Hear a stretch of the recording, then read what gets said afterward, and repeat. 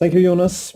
Yes, so last year we published a paper where we were kind of trying to integrate methods from the cognitive sciences and some insights and findings in archaeology in order to study how human symbolic behavior evolves over time. And these particular materials that we studied were these guys here. So these are little noodles of ochre and fragments of ostrich eggshells, and they are engraved with patterns.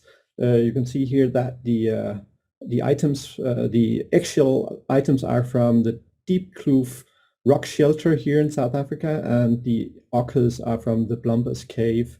Both of these collections date back, so the oldest pieces date back something like 100,000 years, and has been kind of located in different strata or different layers of the cave floors here, which makes it possible to kind of reconstruct the sequence. And quite interestingly, what is observed here is that we have some kind of prolonged practice of engraving these patterns here that seem to evolve over a period of something like more than 30,000 years, from very simple parallel lines to quite complex symmetric and more ordered patterns here, which could indicate that here we are observing kind of a sequence that we would that would be somewhat analogous to the way that we see other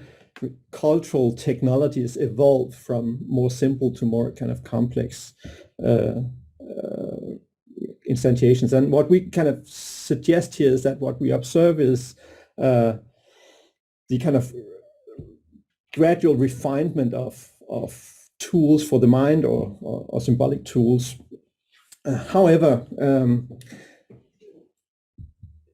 the function of these potential symbolic tools here are unknown, of course, and there's been a lot of kind of speculations in the literature about the extent to which they would be involved in one or the other type of symbolic practice, right? So, and we can kind of, from the literature here, identify different directions here. So some people believe that these that we should think of them as kind of pure forms, right? They have been created to stimulate the human visual systems to achieve certain aesthetic effects, but they don't, you would say they are non-semantic, they don't have any particular meaning, so we should really regard them more like a type of decoration or something like that.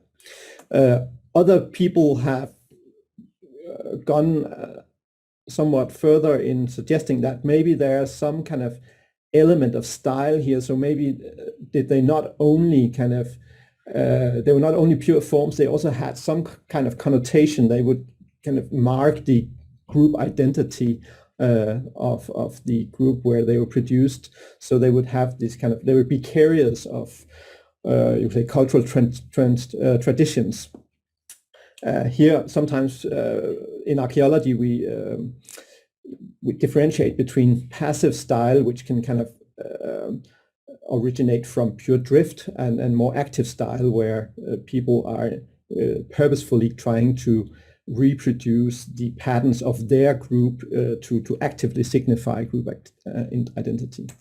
But there's also a kind of a third suggestion, that is that here we see very early signs of like full-blown denotational communication, that we should think about these patterns here that date back, I guess, much longer than we would maybe have expected for that kind of type of symbolic practice, but that we should think about them as some kind of glyphs or signs that are actually semantic, pointing each to their meaning. So a lot of discussion in the field. Notice that on the one hand, these are, you could say, categorically different suggestions, right? In that they point to very different types of signs. On the other hand, we also observe that there's some kind of continuity here, in the sense that the first suggestion is cognitively maybe more simple, right? While the third suggestion is, you could say, cognitively quite advanced. And just to give you kind of a small impression of this discussion, right? Here are a few kind of quotes where you see that these are actually both like the lead archaeologist of the Diepkloof and the Blombos findings respectively, and they tend to go to quite some length when they interpret these signals. Like the difficulty here, I guess, is that this is really an exercise where we try to go from observations of symbolic forms, right, the kind of bare physical structure, and make inferences about the pragmatic use. And this is a really difficult exercise. It often can become quite speculative, right, when you have to do this jump. So in the approach that we have been taking, we have suggested that there might be some kind of mediating layer that we can approach between these two kind of layers here. So we do have primarily access to the symbolic forms, right, and those can be described and approached in various ways. Where we can actually kind of gain a number of objective measures of compression or symmetry or entropy and these kind of things that would kind of characterize the composition of these symbolic forms. What we suggest is that what could be relevant is then to look at the kind of cognitive implications of these structural properties of these signs, right? So not only kind of describe them in terms of their entropy, for instance, but also look at how they engage various kind of cognitive processes that would be relevant for their symbolic function. So we can, from this perspective, it is relevant to look at the extent to which these symbolic forms engage the cognitive system in ways that makes them salient and memorable and maybe discriminable, whether they are kind of associated with intentionality and so on and so forth. In the end, of course, what we want to know something about is it's a pragmatic use. So we would love to go back in time, right, and know more about how these particular symbolic practices actually unfolded and the meaning of them, right? So often actually the discussion becomes one about whether they have served an aesthetic or communicative purpose, right? Whether they are part of some kind of reasoning process. Now, if we should kind of theoretically tie these different approaches together, right, we can observe that there's some extent to which symbolic forms affect their cognitive affordances, right? So if we change the symbolic forms, we also change the extent to which these forms are salient and memorable and discriminable and so on and so forth. But the extent to which they effectively support some kind of pragmatic use, right, they have to have these kind of various, or tap into these cognitive processes in effective ways, right? So we can say that the symbolic forms affect the extent to which they support certain cognitive processes that would then enable the particular pragmatic use. And to close the circle here, we kind of assume then that as these artifacts evolve over time, that particular development might tell us something about to which extent our ancient family members here, they explicitly try to refine those technologies in order to support those particular functions, right? So the assumption here is that symbolic artifacts would evolve adaptively to better fulfill their intended symbolic functions. And maybe by measuring the cognitive implications of changes that we observe to the symbolic forms, we can better inform inferences about their past pragmatic use. What we did in the study that we published last year was that we then took a number of these items and we derived some stimuli from them that would kind of were useful to run experimental studies, right? So we kind of simplified them a little bit, but kept the kind of core compositional traits from these patterns, and we had patterns dating back from earlier in the period and from an intermediate time period and the more later and more advanced patterns. And then we ran a suite of 5 experiments, and I'll just kind of briefly browse through some of the results here, and I'll promise to get back to what it all means in a moment.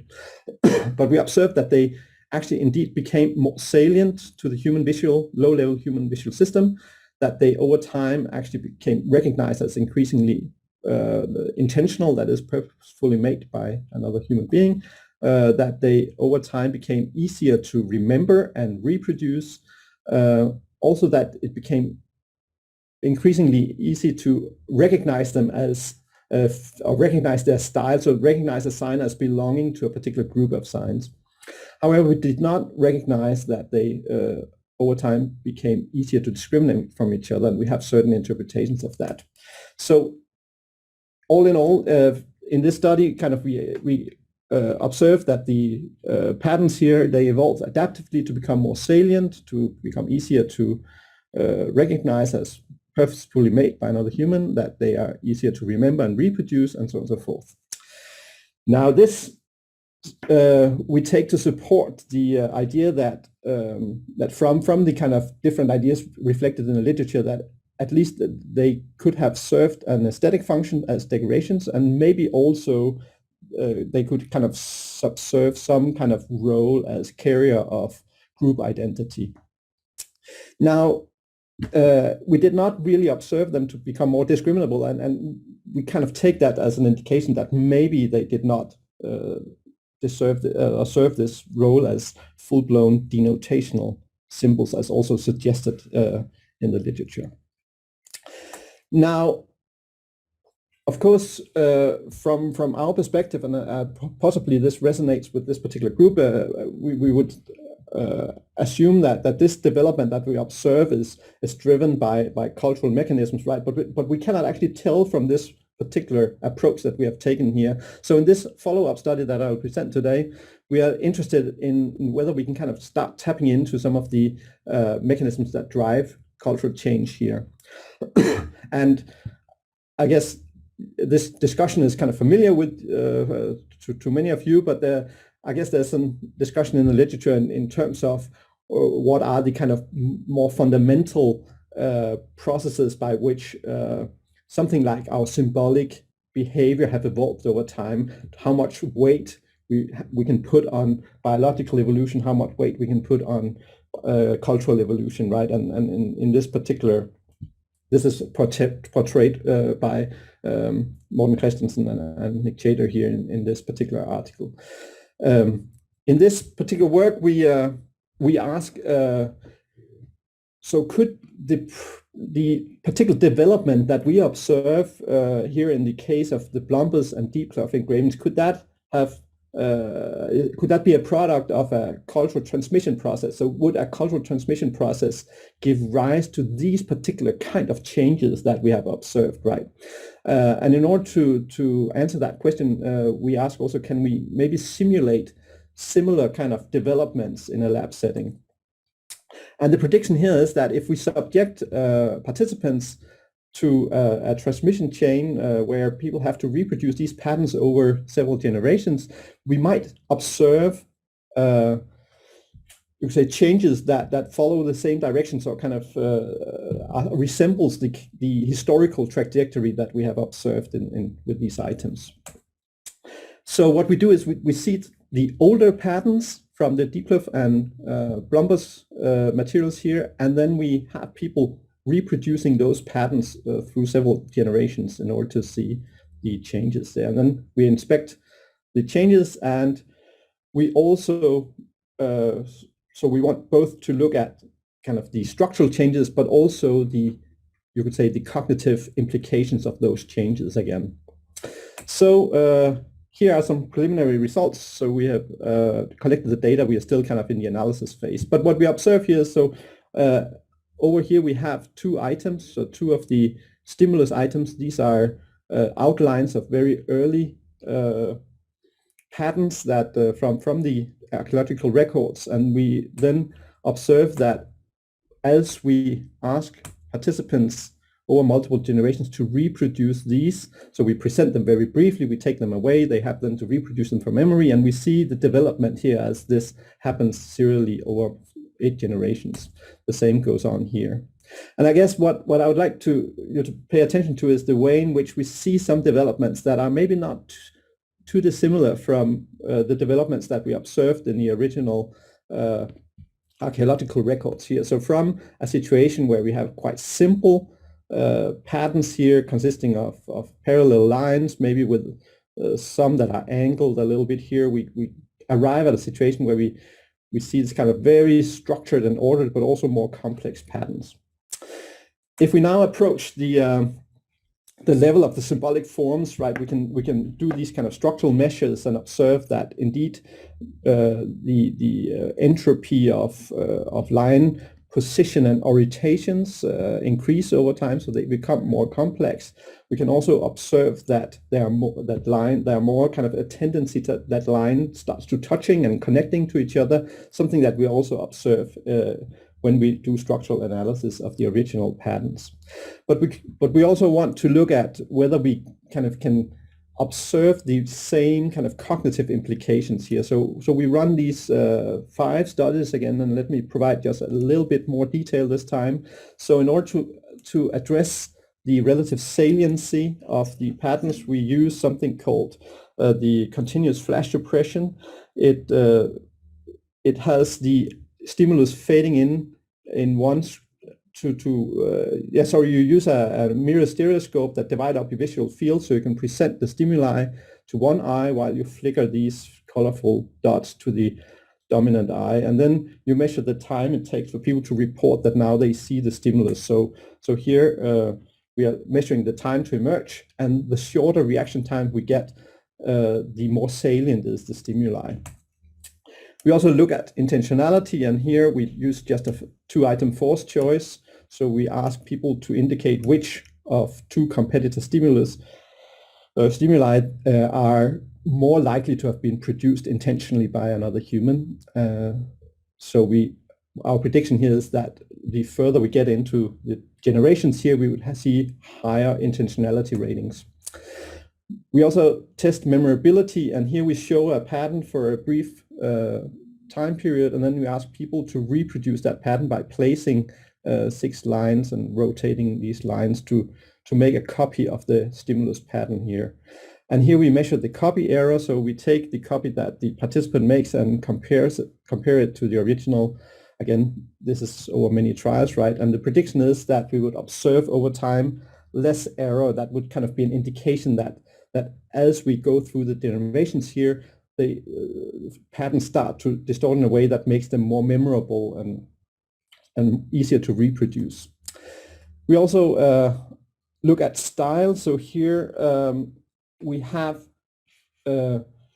patterns that belong to different chains, and it might be that there are kind of chain particular styles emerging. So we present people with a target pattern down here, and then we ask if they believe that it belongs more together with this or to this one, and we do that for all the combination, right? And we can see how people are able to kind of pick up on similarities that could be indicative of the fact that here we have a particular kind of style of patterning.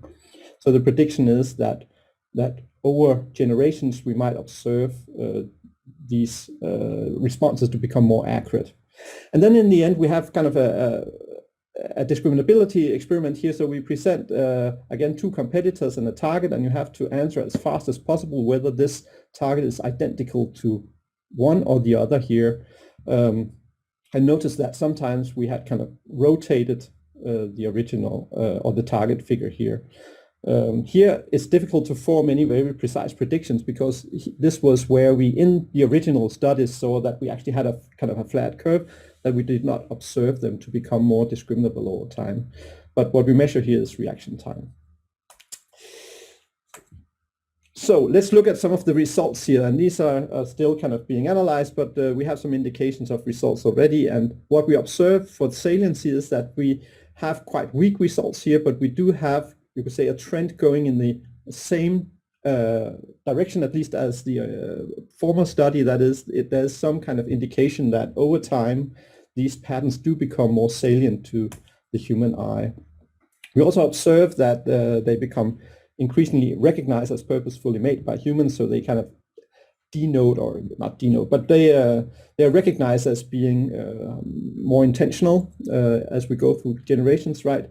And when it comes to memorability, we have maybe slightly weaker result than in the original study, but we do indeed observe the number of errors or the measurement of error to go down, indicating that they do become easier to memorize and reproduce. We do not observe that it becomes easier to recognize their belonging to a particular chain, which might be indicative of the fact that this is quite minimal manipulation, since the chains do not really kind of differ much in their practices. For instance, you could say in the original case we had different materials. We had ochres and ostrich eggs, right? While here we have these kind of digitalized patterns, right? We did observe some tendency actually that they became easier to discriminate both within chains and between chains. And this is a little bit puzzling, because this was something that we did not see in the original study. So let's sum this up. The Blombos and Diepkloof engravings, they seem to have evolved to become more effective symbols through some kind of cumulative refinement of their form. The function, we suggest that it's likely to be aesthetic, but it could also be carriers of group identity. What we kind of add with these transmission chain results is support for the suggestion that these changes could plausibly be a product of a cultural transmission process. So we don't have to assume, you could say, big biological adaptations for this process to happen. We don't have to assume that this particular you could say symbolic behavior is associated with huge brain change, for instance. One kind of caveat here is that this is a very kind of simple, isolated learning type of transmission that is going on. So here the patterns are not really engaged in any particular communicative practice or any aesthetic practice for that matter.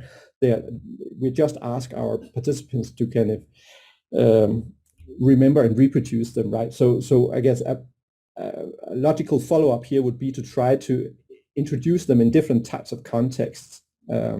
Yes, I see you, Jonas, and I'll get wrapped up here. We also sketched a conceptual and methodological approach that try to inform inferences and interpretations of past symbolic behavior based on transparent quantitative criterion, trying to bridge measures of symbolic forms and their cognitive implications to tell us something about the pragmatic use and development of these ancient symbolic practices. That was all. I would like to acknowledge my collaborators. Here on the left, we have all the authors of the original study coming from archaeology and cognitive science in Aarhus and Australia and South Africa. And then on the right here, we have two of my super cool students who helped collect the data for the transmission chain experiment. And with that, I would like to say thank you for listening.